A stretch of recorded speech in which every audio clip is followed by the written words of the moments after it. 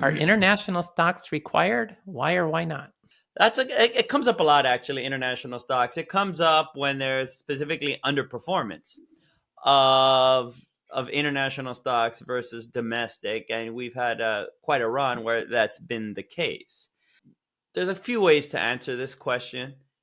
Just to level set a little bit, I think ultimately you have to ask yourself where you're from in terms of what you feel comfortable with in investing. And I think naturally there's been many studies that you tend to invest where you're geographically located. It gives you this sense of comfort, if you will. So you have that. But I don't think that's where this person is coming in with this question. It's usually when there's lagging performance, it's why are we doing this anyways? There's US stocks we can invest in, and Google has a presence in Europe. Nvidia has a presence in whatever, Africa. So we would benefit from those economies just the same. We would do so with stocks that are domiciled in the US. So why do we need that sort of exposure to invest directly in international stocks? Okay, there's that. The answer is you don't theoretically need any exposure to international stocks, but it's to the same degree that someone living in Europe doesn't need any exposure to US stocks to capture equity returns in general. You can get equity returns wherever there's a public market, that's dealing with securities.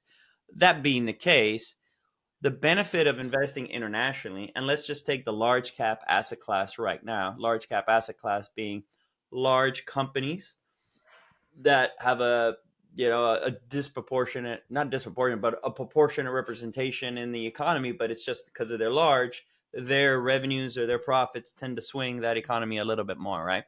And so if we're just talking about large companies, large capitalization companies, the benefit from investing in international stocks is diversification, but it's diversification not because there's an extra expected return from domestic stocks versus international or international versus domestic, nor is it from like there's this huge standard deviation smoothing that occurs. You do get that because the correlation to domestic international stocks isn't one, but it's very high.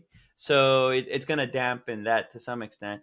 To me, it's more, you get more variation of large companies. And so you're giving yourself a bigger sweet spot in which to capture large company market returns. Now, I say that with the assumption that I find tenable, which is there's not necessarily a higher expected return from a domestic company than an international company, as long as you have the basic tenets of capitalism in place.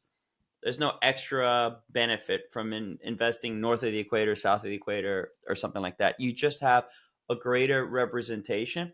And what happens is that there's such a strong dispersion of returns that aren't like well distributed, that if you do that with international stocks, you give yourself the best chance to capture the returns that when they're there to this fullest extent across international and domestic. So it helps buffer you from that greater level of representation while still expecting the same type of return over the long term.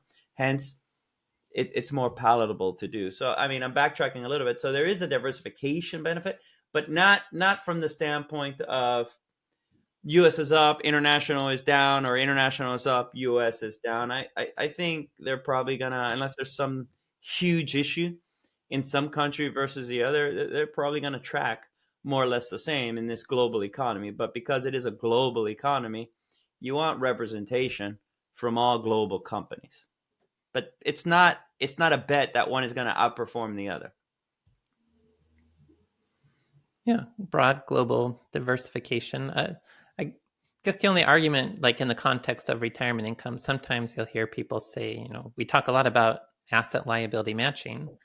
If your liability is an expense goal that increases with inflation, it's probably the case that US stocks are more correlated with US inflation than international stocks. And so that might speak to investing in the US. But even that being said, I do think diversification is important, and there's always a role for. Yeah, I would say that's on the fringes. But you did bring up a good point, which is the dollar.